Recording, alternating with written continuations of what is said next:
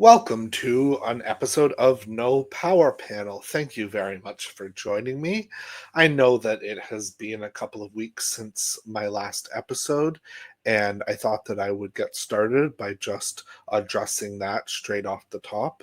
I'm hoping that going forward, we'll be doing these videos more frequently, covering more sorts of topics.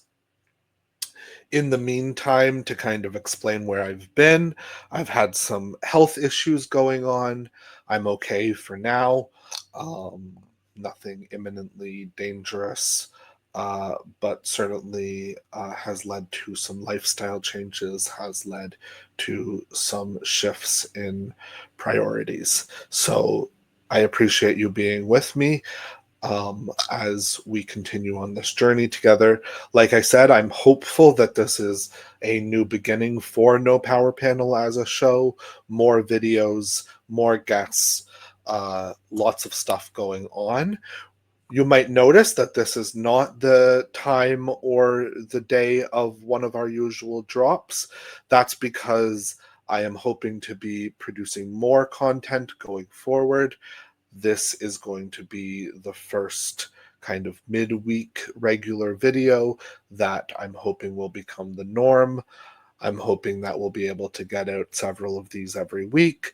At least one of them will continue to be a Patreon exclusive.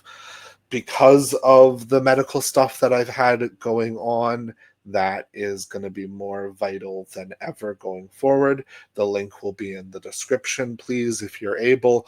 It's only a couple of bucks a month, and it will help me greatly to keep this content going forward and to prioritize getting this information and analysis out to you all.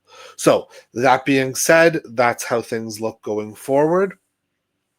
Today, we are going to specifically focus in on the NDP leadership race, which is really now starting to take form.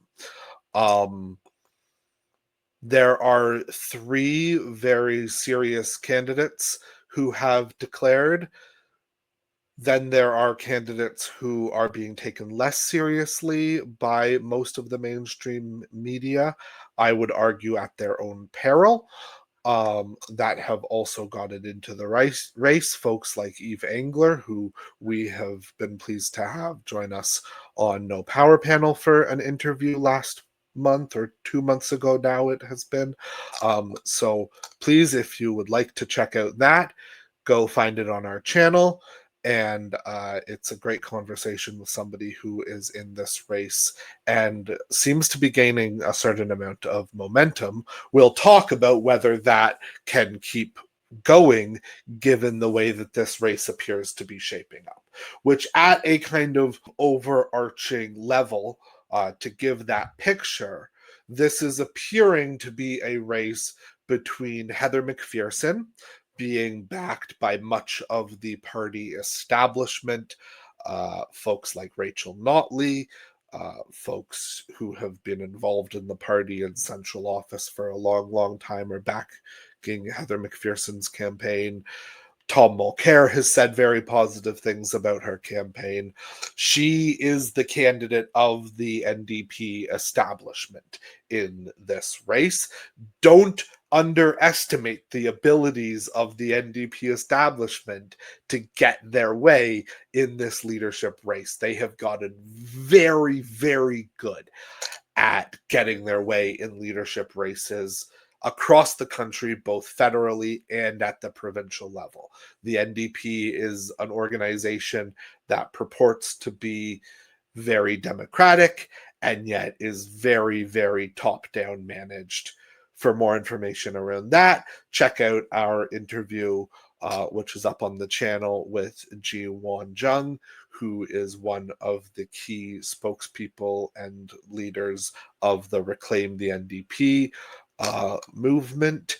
That is something that is certainly going to be a topic of discussion in this leadership race. So you have Heather McPherson very much representing that wing of the party. They have coalesced around her. It doesn't appear that there are going to be further caucus members getting into this race. There's been some mutterings about both Leah Gazan and Jenny Kwan. I don't believe either of them have officially ruled it out, but the likelihood is that both of them would feature on the kind of other end of this ideological party strategy battle that is going to take form in this race, is already beginning to. Because at the other end of that spectrum, the other very serious candidate, most people are arguing, who appears to have a very decent shot, is Avi Lewis. Avi Lewis, of course, is the grandson of former federal leader David Lewis, is the son of former Ontario NDP leader Stephen Lewis. Stephen Lewis, of course, has had a plethora of other roles, both political and outside of the world of partisan politics. He was Canada's ambassador to the United Nations. He was the United Nations Special Envoy for HIV/AIDS in Sub-Saharan South Africa. He is one of my personal heroes, in full disclosure. I've had the great pleasure to meet him several times. And Avi Lewis is his son, has run for the federal New Democrats in a couple of different Vancouver ridings in the last several elections.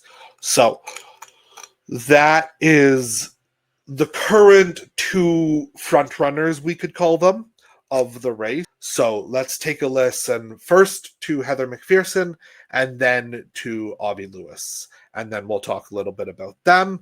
And then we'll talk about Rob Ashton, who is the other candidate who has gotten media attention. And we'll touch on the other names in the race as well.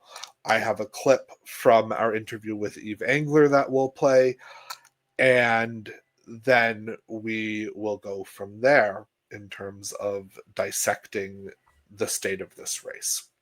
So first up, let's give a listen to Heather McPherson launching her NDP leadership campaign. We don't grow by pushing people out. We grow by bringing people together. That's the path that Jack laid out. That is the path that Rachel paved. And like them, we need to make space for everyone. We need to fight for fairness, and we need to stay true to our values, and we need to build a competitive and winning team to make sure that there are more New Democrats fighting for Canadians. All right, so that was Heather McPherson laying out her kind of initial pitch and vision for how to run things in very much the legacy of classic NDP establishment leaders, Jack Layton, Rachel Notley, folks that certainly have gotten further in electability standards than most other New Democrat leaders are able to achieve. So that is where she sees the path forward going. Let's take a listen to Avi Lewis. Friends, we're living through something we haven't seen before in our lifetimes, unless we're especially old. Let's be honest and call it what it is. It's fascism that is rising below the 49th parallel. It is unhindered and it is unhinged. And we can't just say it can't happen here. That's the mistake made by too many throughout history. And we certainly can't respond the way the Liberal Conservative Alliance in Ottawa is, with cuts that will shred the social safety net and epic spending that will enrich the military-industrial complex, including the US arms industry itself. So what's our best defense? Our best defense is to double down on what makes Canada Canada. On our healthcare system, our social safety net, every thread of which was fought and won with tears and blood in the streets. And our economic independence from the United States.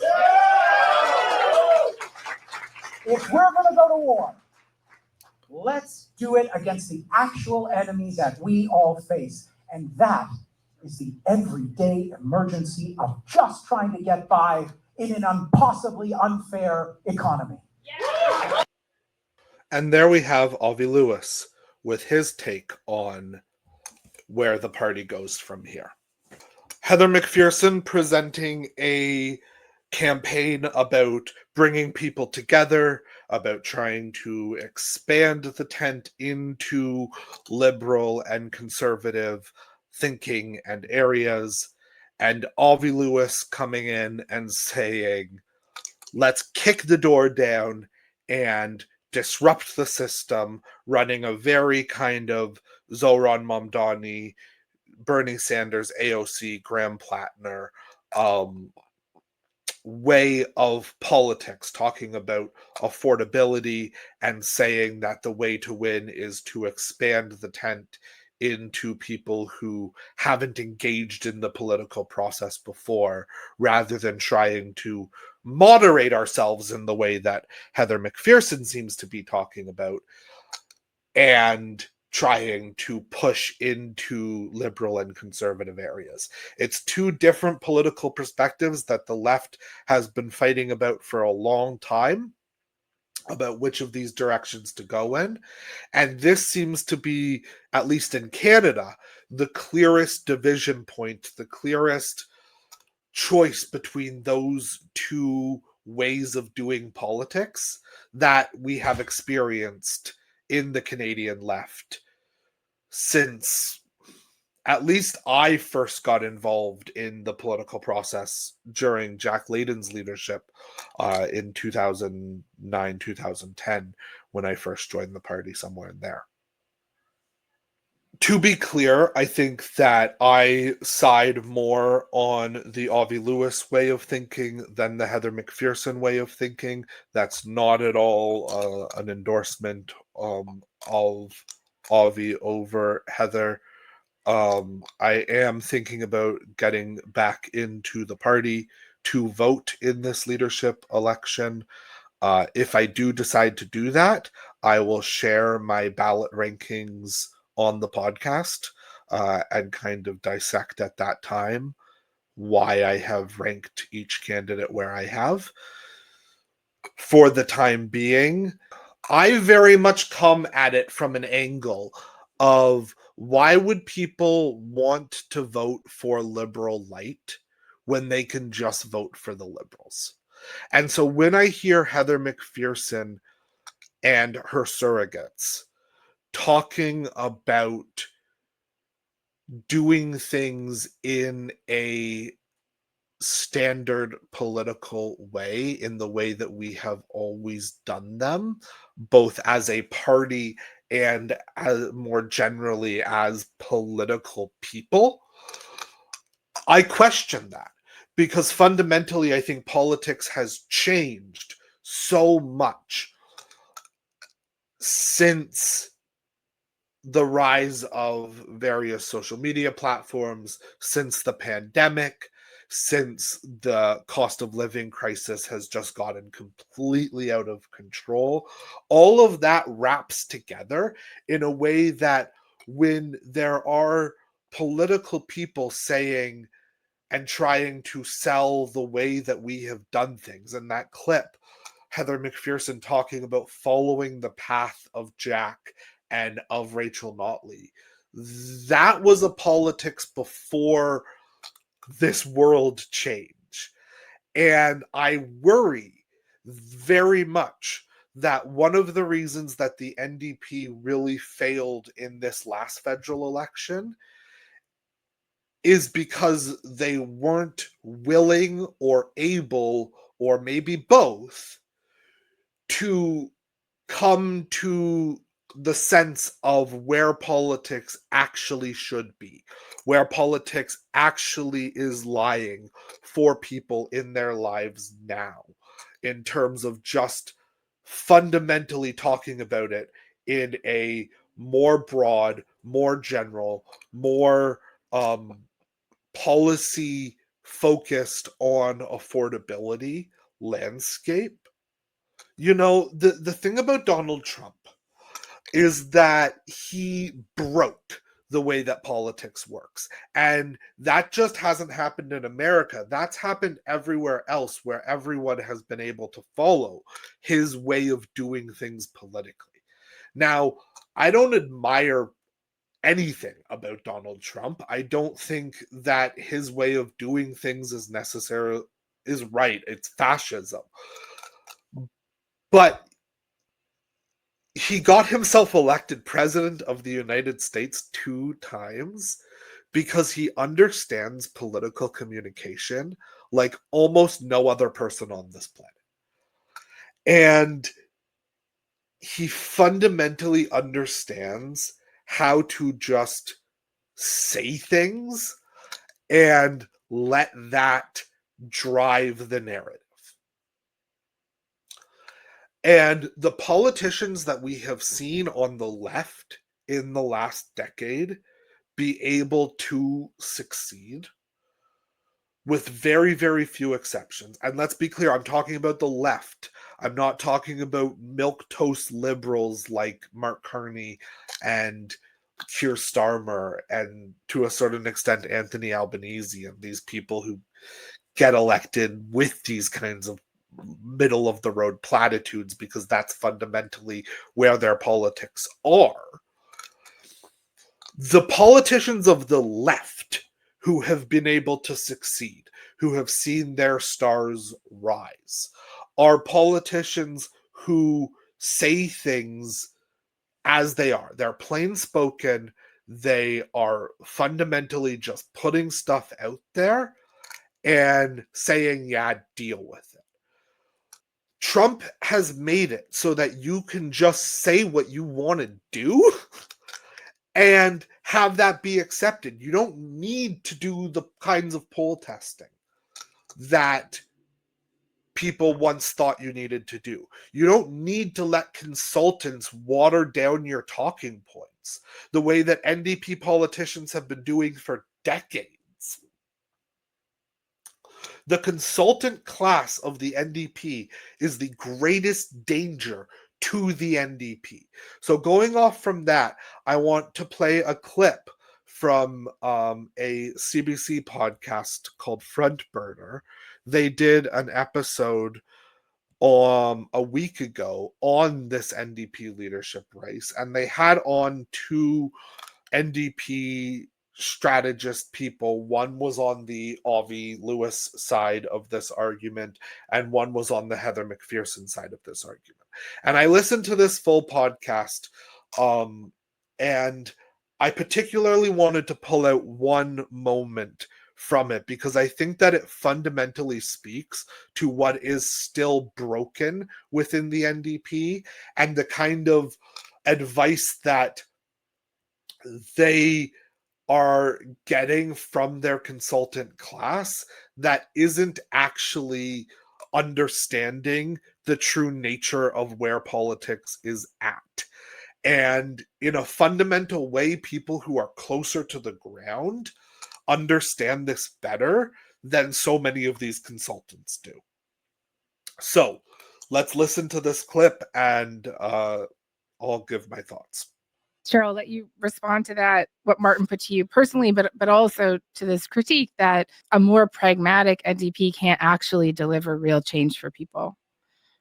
Okay, I'll start with Martin's comments about me being a lobbyist first, because that's true. I am a lobbyist. I've also worked on, the last 3 Alberta campaigns, the last Manitoba campaign. I ran the last Saskatchewan campaign, and I'm a registered lobbyist. But I think, for what it's worth, I have never worked on any files that I don't think that work against my values as a New Democrat and work against the values of what I think NDP governments are trying to achieve. But she's fundamentally here. I'm going to interrupt because I can't not. She's fundamentally here misunderstanding what the criticism of her being a lobbyist is. It's not what she does with her life, and it's great that she feels like her values haven't been compromised at all. First of all, she works for lobbying companies that represent clients who certainly, if she's genuinely a leftist, have to go against her fundamental values. Just because she doesn't work on those files doesn't mean that she's not still taking money from companies that are representing the interests of people who are trying to do bad things. So that's fundamental issue number 1. Fundamental issue number 2 is that it doesn't look good And you might, as a campaign staffer, think that shouldn't matter. You shouldn't be a part of the story. What you do in your time outside of campaigns shouldn't be a part of the story. But it is. And when the NDP is being led by people who take money from lobbying corporations, it fundamentally transitions the party away from being a party of the people towards being a party of special interests. It doesn't matter what those special interests are. Fundamentally, you need people who come from a background of people movements and not corporate backroom speak. Because people who come from that backroom history, they approach things fundamentally from a how do we achieve things through the back door? How do we try to finesse all of the different angles that we need to walk to be able to do this? And it doesn't fundamentally align with working with social movements that are historically where the NDP finds its power. Let's keep listening and we'll get back to that thought as we go here.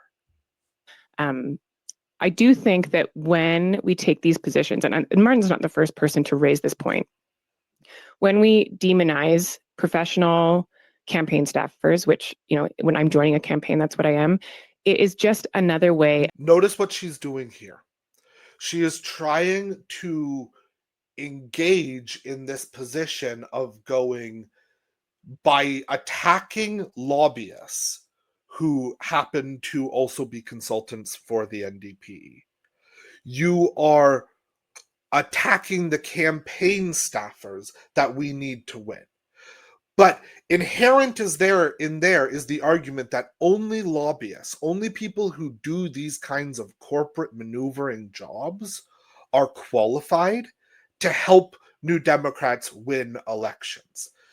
That's not at all the point that's being made. The point that's being made is fundamentally, we need people who have a background in running social movements, in running social campaigns, in talking about the issues, in running issue-based groups that are, yes, doing work of advocating and doing work within the arenas of politics, campaigning for the values that we as the left believe in. But to say that is inherent to being a lobbyist, that is inherent to the people that we need working for the party, and that to criticize those people is to set up the party for loss, is to fundamentally and purposefully misinterpret what is actually being discussed here. Of dividing the party against itself. I think the NDP should be a big... The party is divided. The party is divided against itself. We're talking about that in this episode of the podcast because fundamentally there is this divide that exists. And until you have the people who are on each side of that divide understand what the people are on the other side are actually saying, this is going to continue to exist. So let's be fundamentally clear here. Absolutely, if you align with the NDP on policies, you should be voting for the NDP in elections. You should be working to elect more New Democrats.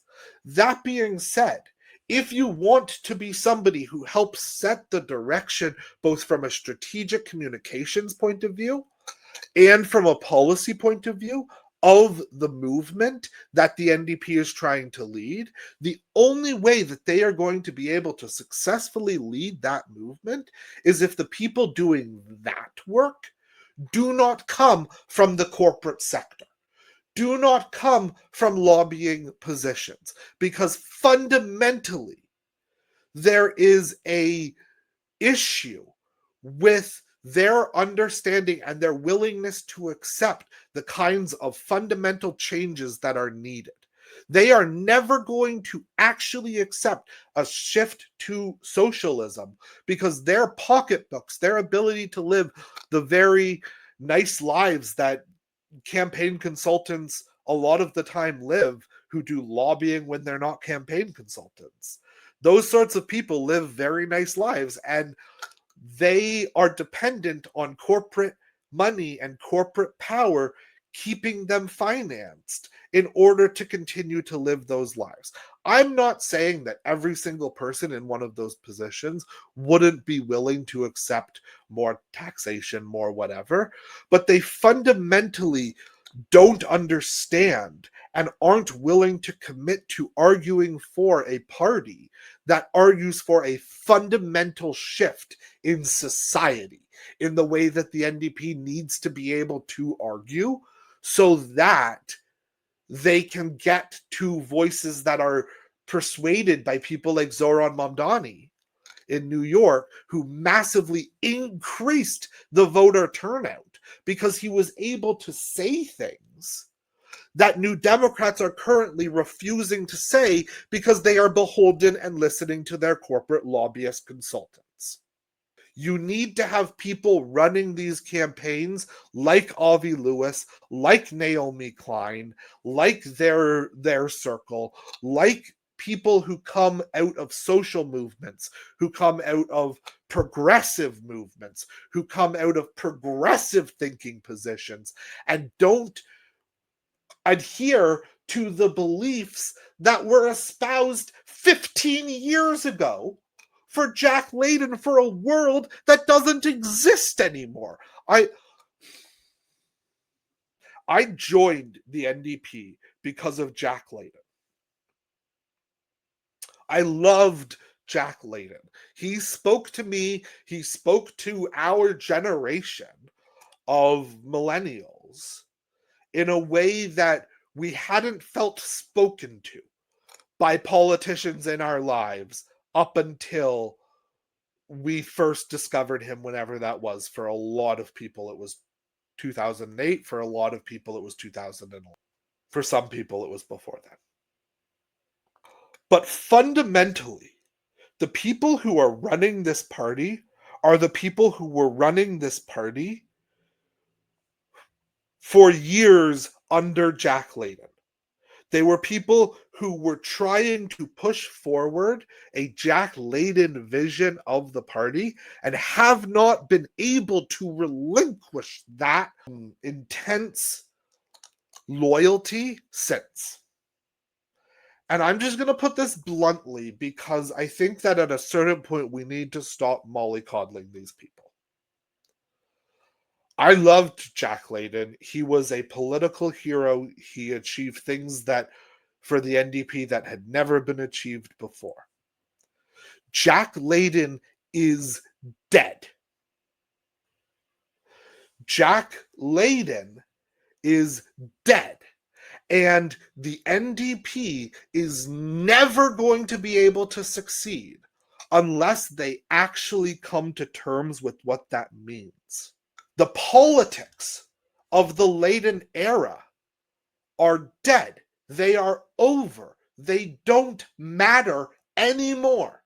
How politics worked in the 2000s is fundamentally not how it works today. The things that are popular, that are talked about, that are sought for from the left, from progressives, from the broad general electorate, are not the same things as were sought in 2011, when, yeah, things weren't great, but we hadn't had the kind of cost of living crisis that we have now experienced. We haven't had the pandemic that we have now experienced. We haven't had the rising housing prices that we have now experienced. We haven't had the sorts of intense inflation that we have now experienced. We hadn't lived the life of the 15 years that we have lived since the 2011 election. So the campaign that Jack Layton ran in 2011 would not succeed in 2025. And the consultants of the NDP who are trying to hang on to power are still those same people. They are not people who have come up in the system as it exists today and understand how to work it today. And whoever wins this leadership race needs to do a fundamental clearing out of federal office, needs to call up the provincial cousin parties and encourage them to clear out their staff too, because the party fundamentally isn't working. Intent, rooted in labor, rooted in activists, rooted with Indigenous voices and social justice advocates, and yes, hopefully some professionals who know how to win elections. So when we turn campaign... Listen to how condescending, just fundamentally condescending to professionals who, yes, know how to win elections. I'm sorry, have I been living in an NDP-led government for the last number of years? Have I in my lifetime ever been governed by the NDP provincially or federally? Well, I guess the first couple of months of my life were still under the Ray provincial government. But since then, since I was less than a year old, I have not lived in a province or a country that was governed by the left. So where are these people who you supposedly say know how to win elections at the federal level? They don't exist in the NDP, because the NDP continues to listen to the same people who don't know how to win elections. Winning a provincial election in BC or Manitoba or even Alberta is fundamentally a different picture than winning a federal election where you have to win seats in downtown Toronto and in the 905 and in places like I live in Perth, Wellington, a conservative stronghold. And I'm going to tell you something. If you think that the conservative stronghold riding that I live in would go to a milquetoast left of center NDP that didn't say anything real because it's trying to not offend anyone and trying to broaden the tent, the neighbors that I have are going to be much more likely to vote for a party that they disagree with on policy but speaks to them like people, comes out and just says their positioning, is able to argue and articulate why fundamentally we will make life more affordable in a fundamental way, the way that people like Avi Lewis and Yves Engler are able to do, versus somebody like Heather McPherson, who seems completely dependent on trying to keep things going forward. Yeah, doesn't want to do things exactly the same way that Jagmeet Singh did, but fundamentally isn't talking about shifting the fundamentals that brought the party to where it is okay with accepting the support of the people who got the party to where it is now. Fundamentally, this is about trying to bring about fundamental economic change for people, to make things more affordable, to make life better. And if you aren't going to be bold and progressive and obvious in taking on corporations, in taking on the billionaire class, in taking on the the 100-millionaire class, if you aren't going to be bold in taking those people fundamentally on as the threat to this world that they are, if you're going to try and broaden the tent to include those people, then you are fundamentally missing the opportunity before you, the opportunity that leftists around the world are being able to seize on, from Zach Polanski in the UK to Zoran Mamdani in New York, to Graham Plattner in Maine, to these people who are fundamentally shifting the way that we speak about politics. That's what I wanted to say here. Let's talk about the third candidate who is getting media attention for his leadership election. Rob Ashton is a union leader. He is also running for the NDP leadership. Let's watch his launch video here. I don't need to tell you what's wrong with Canada. If you're part of the working class, you already know. Hi, I'm Rob, and I'm a dock worker, and I'm running for leader of the NDP. Why? Because I'm done watching working people pick between liberals and conservatives, only to end up with the short end of the stick. I'm running because I want our party to get back to its roots, putting regular working Canadians first. We built this party. We built this country. It's time we run it.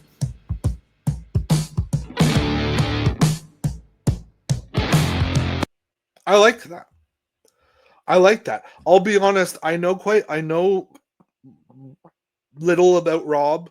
I know less about him than I do either Avi Lewis or Heather McPherson.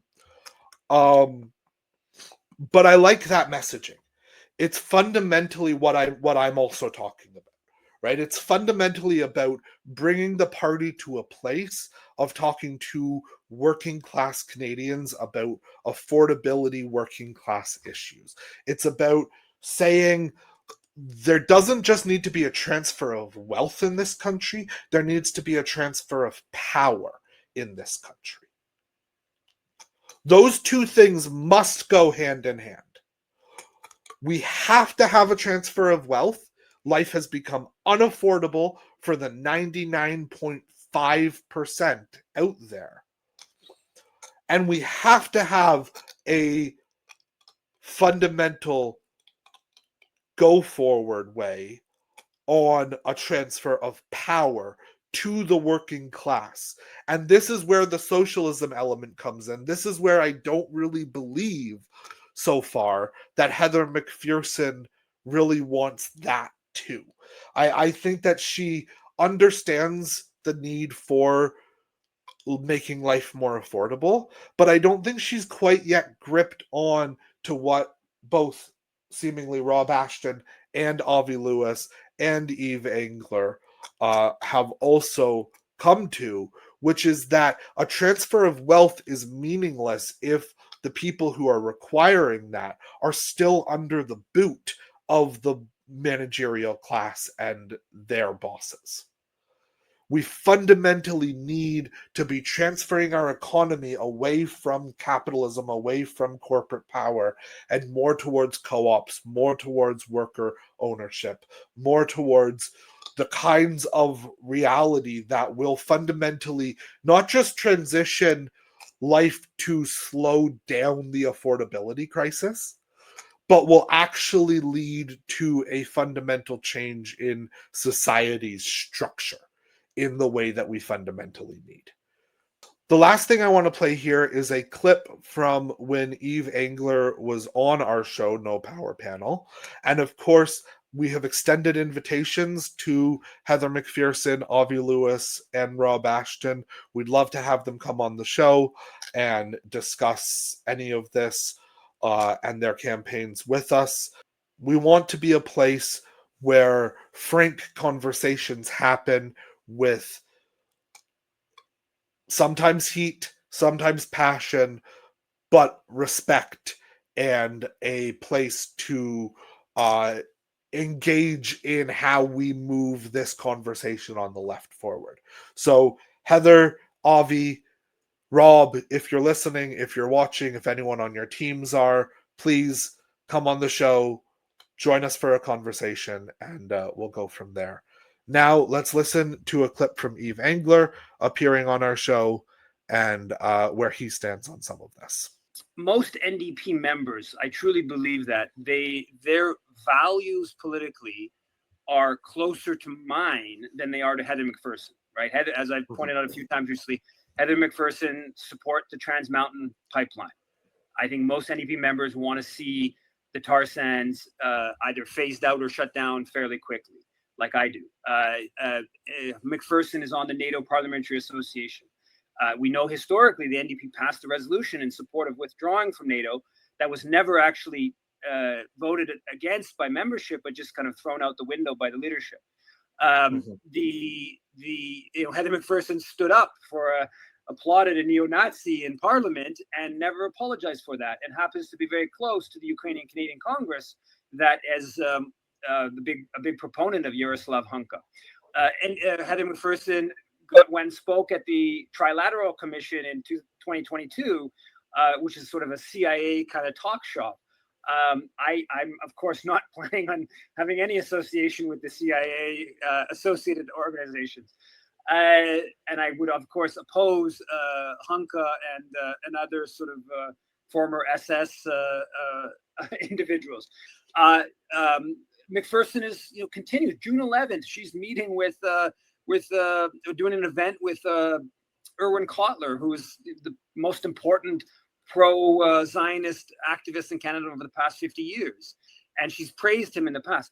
I genuinely believe that my views on those just some examples, are closer to the majority of NDP members, current members, let alone those further to the left that have kind of sort of rejected the party, than McPherson. And now, of course, people take into account questions of electability. They take into account questions of how the media will respond to a candidate and all kinds of things that are kind of associated with that. So I understand that lots of people who may current NDP members whose values may be closer to mine than McPherson are going to still support McPherson because, well, this is the system we live in, and I understand that. That's a totally legitimate position.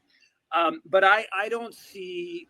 I think there are current members, people like Leah Gazan, like Alexandre Boris, even Don Davies, who I think in their views of political affairs are not that far removed from mine. They would say in an ideal circumstance, but we live in a certain system that makes these views sort of unacceptable in terms of translating that into official politics. So I think there are lots of people in the NDP, both at the top echelon within the members who are more or less aligned with my values, but yeah, I don't see how this doesn't include a pretty fundamental shakeup in the NDP kind of current hierarchy in terms of the backroom kind of players. So that is where Yves Engler stands on that issue in a kind of broad-based sense. At this point, it's looking like this race is going to come down, as I said, to Heather McPherson and Avi Lewis, who appears to embody a lot of what Yves Engler says there, is fundamentally trying to bring the party back to its roots from his grandfather and father's day of being very closely tied with social movements, being a movement-based party, in a fundamental change of direction, in a fundamental reaffirmment of the NDP's left-wing, proud, economically bold policy stances. And Heather McPherson tries to be playing to the Jack Layton, Tom Mulcair, Rachel Notley wing of the party, focusing very much on trying to build the tent into liberal and conservative areas by having a more fundamental, broad-based approach instead of trying to expand the tent by bringing in people who have abandoned politics because they have felt abandoned by politics. That's the path forward. It very much is beginning to feel a little bit like a Bernie-Hillary matchup for Canada's left. We'll see how that goes in Canada versus how it went in the States. Once again, please, like I said, join our show on Patreon. We'll be putting out exclusive videos on there. And follow us on social media at No Power Panel on TikTok, on Instagram, on Facebook. Subscribe on YouTube, like, comment, let us know where you think this race is shaping up, who you are planning on backing in this race, who you want to see possibly still get into the race. There's still time left for other candidates to decide to jump in. If you think that there's somebody missing, if you think that there's a lane missing, fill up the comment section, let us know. We want to be a place where leftists, where progressives come together to help shape where this is going to go, because it's going to fundamentally help to define the future of Canada's left wing. I'm Noam. Have a great day. Thanks for joining us. We'll see you next time.